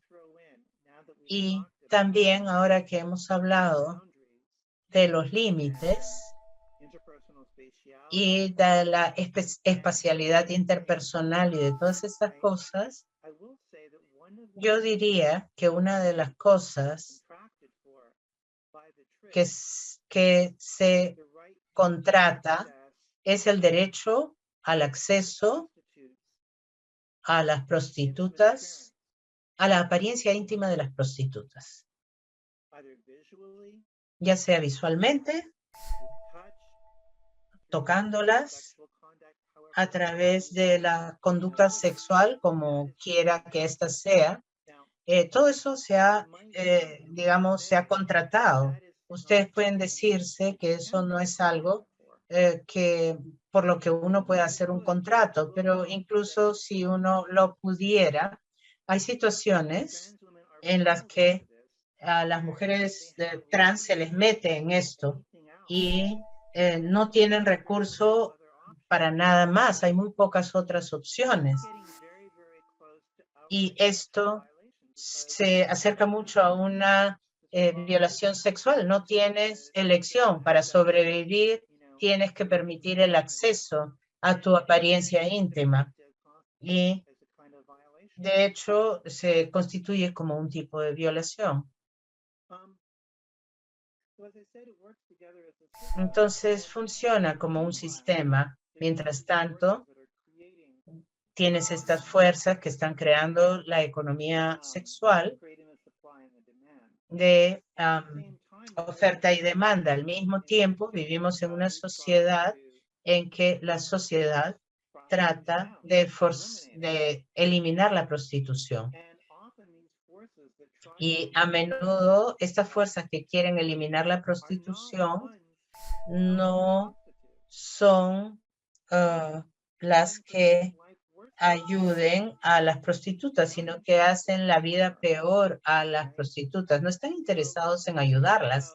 Si piensan en la desaprobación moral, no queremos prostitutas en nuestra área, o si no, oh, Dios mío, estos hombres homosexuales vestidos como mujeres se prostituyen en las calles. Ay, Dios mío, esto es horrible moralmente. Eso no ayuda para nada. Cuando piensan en maneras de en que esto se criminaliza exageradamente. Por ejemplo, Oranza me dijo que lo que es tácticamente legal es cualquier forma de prostitución va a ser criminalizada, entonces se termina con todo tipo de, se termina a la larga con todo tipo de acoso policial, como mínimo, pero también pueden ser encarceladas y ser sujetas a la imposición de la realidad. Entonces te ponen en la cárcel con los hombres y no como mujer. Entonces te arriesgas a la violencia sexual o a formas muy invasoras de cateo, invasivas de cateo. No importa qué violencia callejera puedas tener, no solo se afecta a las prostitutas, sino también a las mujeres trans que se visten como mujeres y se las entiende como homosexuales y van a acosarlas como tales.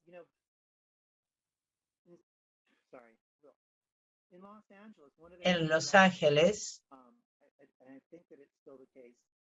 uno de los problemas principales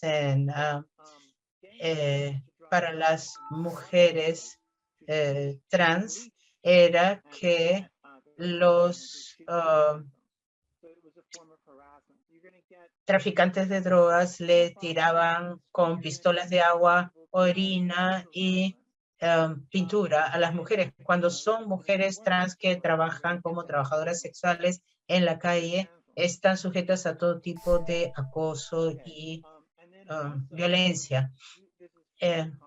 Y todavía se complica más la cosa cuando vemos que si una es una mujer trans y haces tu truco y después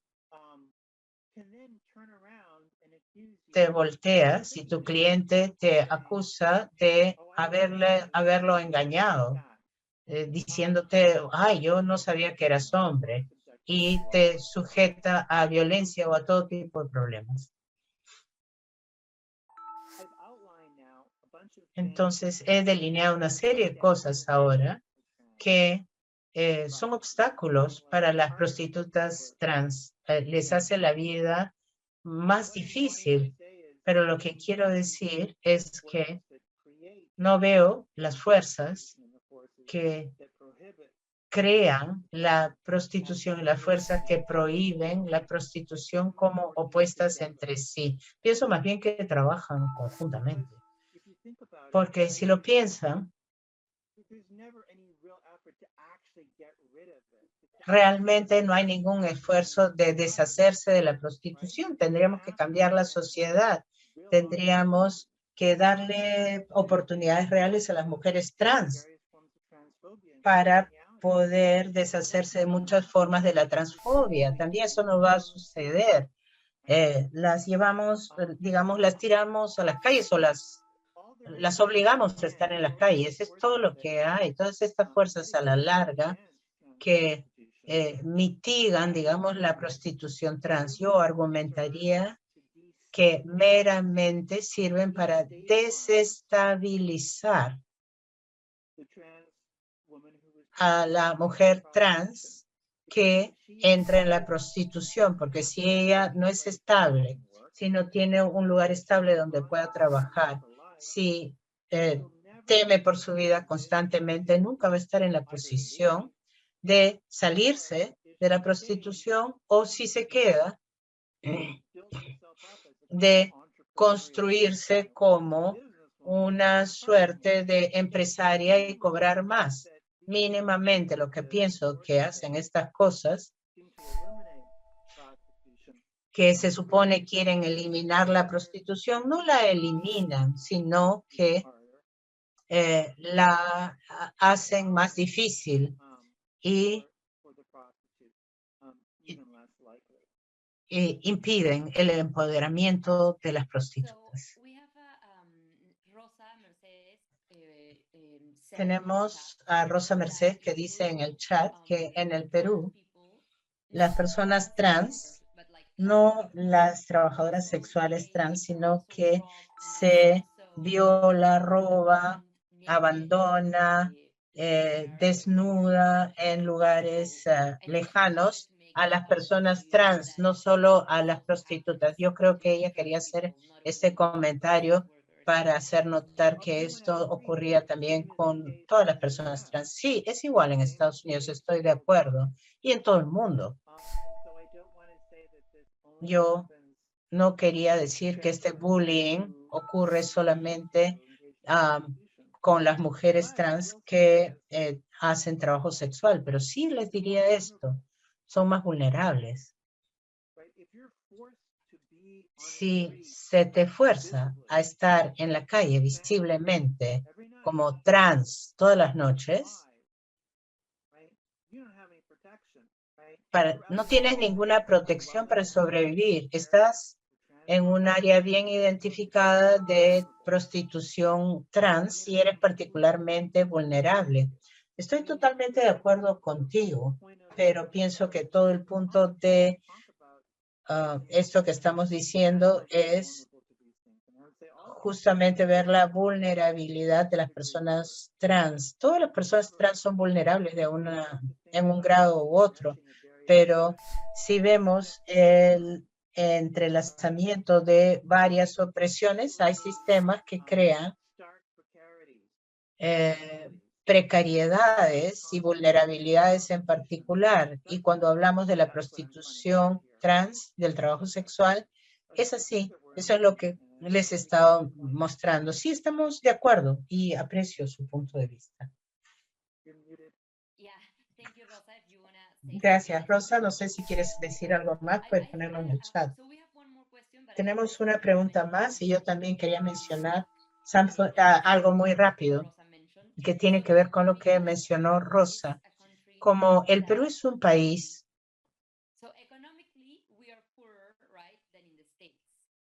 que económicamente es más pobre que los Estados Unidos, y algo que tiene que ver con lo que Rosa mencionó es que la mayor parte de gente tiene que usar transporte público o caminar solo en la noche, y el uso del transporte público en general es bastante estresante porque hay mucha violencia ahí para cualquiera.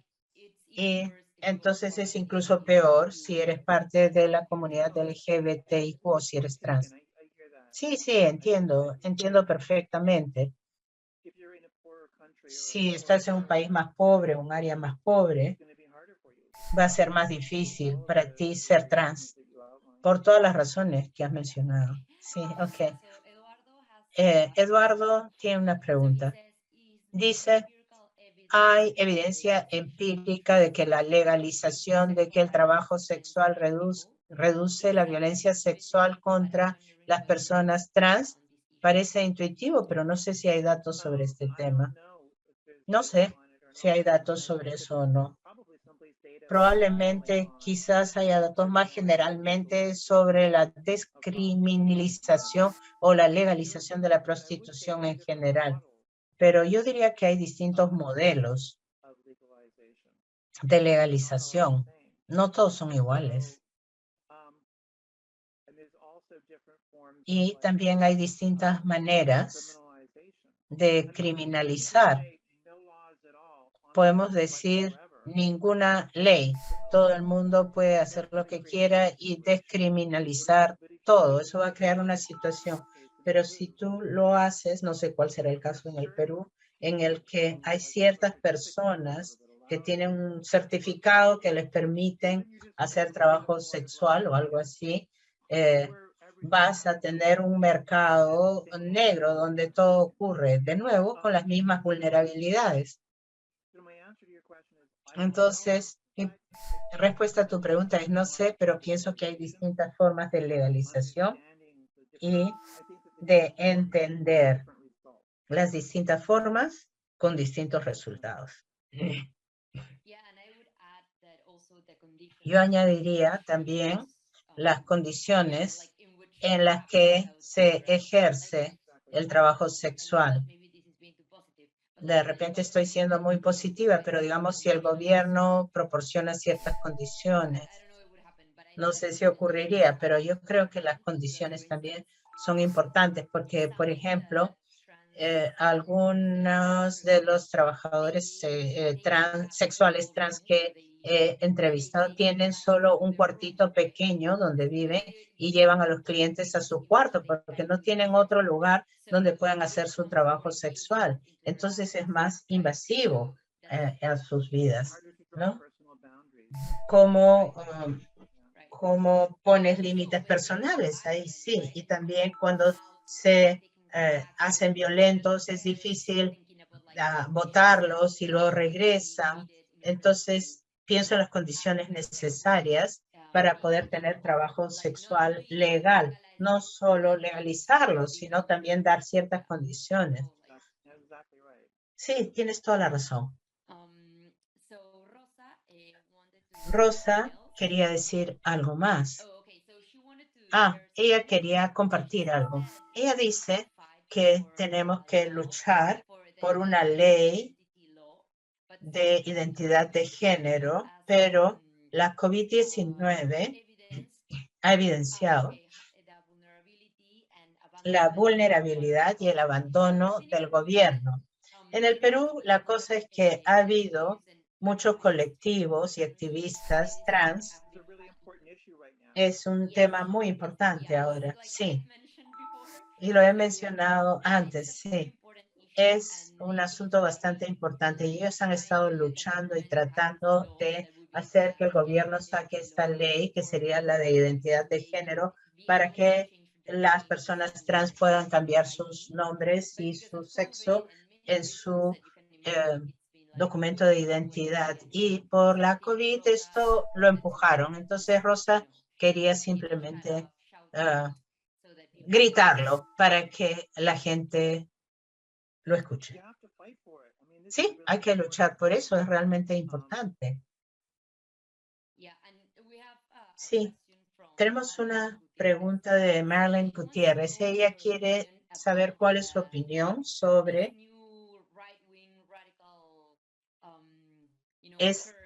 esta corriente radical de neoderecha y la ideología de su discurso. ¿Cuál es mi punto de vista? Me asusta horrible.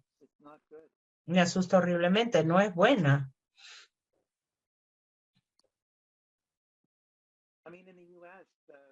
En Estados Unidos, la derecha radical se alimenta de puntos de vista sexuales reaccionarios, también raciales reaccionarios, y no veo que vaya a desaparecer. Está por todas partes. ¿No es hoy las elecciones en Brasil o van a ser muy pronto? No estoy segura del día, pero sí, están viniendo esas elecciones, ¿no? Pronto. Yo creo que Lula está ganando por ahora, ¿no? Yo creo que sí, por eso ella pedía su opinión sobre el crecimiento de esta ala de derecha extrema. ¿Por qué está ocurriendo? No sé por qué está ocurriendo. Parece que es una reacción a la globalización en parte, pero no sé. Las elecciones son el domingo, acabo de verificarlo. Las elecciones en Brasil. Y estoy muy preocupada sobre la violencia. Sí, creo que todos estamos aterrados porque está ocurriendo en todas partes. En el Perú también hay un surgimiento de esto. Sí, ha estado aquí por toda la vida, pero en las últimas elecciones teníamos este candidato que ganó de izquierda en todo lo que tenía que ver con la economía, pero con todo lo que tenía que ver con derechos sociales, ellos estaban de acuerdo con la derecha. En el Perú ni siquiera es legal tener una unión civil para las personas gay. En el currículo nacional de la educación querían hablar de igualdad de género y la gente decía que eso iba a homosexualizar a los niños. Entonces prohibieron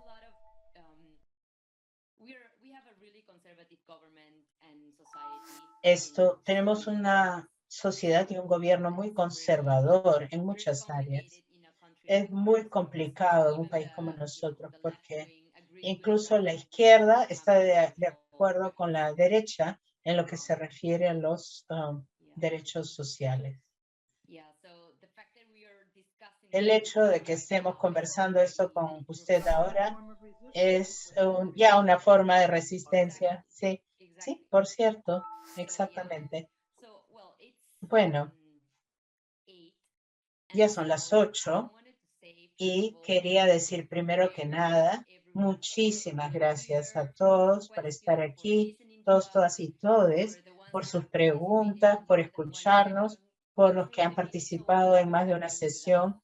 De verdad es tan importante para nosotros tenerlas. Muchísimas gracias, profesora Becher, no solo por sus conferencias increíbles y tan inspiradoras, pero también por ser tan abierta y vulnerable con nosotros y compartir su propia vulnerabilidad y su propia experiencia en su presentación y en su trabajo académico. Significa muchísimo. Yo sé que significa muchísimo para todos, todas, todos, y no solo para mí. Lo apreciamos muchísimo y estamos muy agradecidas. Muchas gracias por venir, escuchar, participar, por sus excelentes preguntas. Ha sido una conversación maravillosa, gracias. Entonces creo que con esto las conferencias sobre igualdad de género de la UNESCO para el 2020 terminan. Gracias a todos. Las personas en el chat están diciendo grandes ideas. Muchísimas gracias. Y solo quiero agradecer nuevamente. Y gracias a todos los que están aquí. También gracias a nuestro apoyo de la universidad que nos ha estado ayudando con la plataforma de Zoom. Y también gracias por las traductoras increíbles que hemos tenido en estas 3 conferencias. Gracias a todos, todas y todos. Les mandaremos vía correo electrónico las presentaciones en unos días y también vamos a subir los videos en YouTube para que los puedan volver a mirar en nuestra fanpage de Facebook. Quería preguntarte algo, Arantxa. ¿Puedo hacer el link de esto en la página de nuestro departamento? Sí, por supuesto. Maravilloso, excelente. Gracias a todos, todas y todes. Tengo que irme porque tengo que recoger a mi hija. Yuri.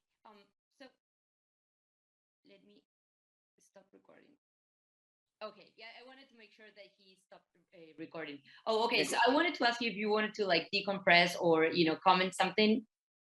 No sé si querías comentar algo. Yo creo que está ok. No sé si alguien más quiere hablar algo. No, estoy tan contenta. Yo creo que fue un buen final. Sí. Me sentí muy bien al respecto. Sentí como que quería hablarles más de todas estas cosas y por todas las cosas que han organizado.